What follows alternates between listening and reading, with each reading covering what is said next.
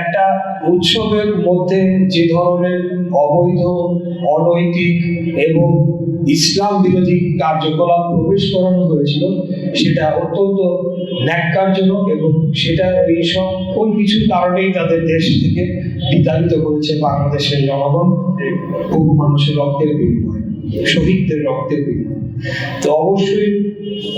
আগামীতে যেহেতু আমি একজন প্রার্থী, আমাদের দল সামনে নির্বাচন রয়েছে, নির্বাচিত হই বা না হই, সরকার আমরা গঠন করতে পারি কি না পারি,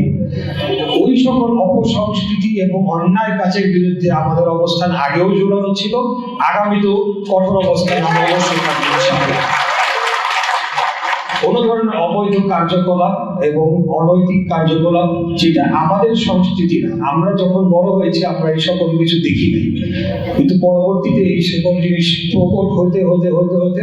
একেবারে রাষ্ট্রীয় পৃষ্ঠপোষকতার পর্যায়ে নিয়ে যাওয়া হয়েছিল। সেগুলো থেকে আমরা পরিবর্তন ঘটিয়ে আগামী দিনে বাংলাদেশের একটা নীতি আদর্শ নিয়ে, এবং অবশ্যই এখানে আমাদের ইসলাম এবং কোরআনকে মূল চালিকা শক্তি হিসেবে ধরা হয়েছে এবং ধরা হবে। সেটা অতীতেও আমাদের শহীদ প্রেসিডেন্ট জিয়াউর রহমান, উনি সংবিধানে বিসমিল্লাহির রহমানির রহিম এবং সর্বশক্তিমান মহান আল্লাহ তাআলার উপর আস্থা রাখিয়া এই শব্দগুলো কিন্তু তিনি যুক্ত করেছিলেন।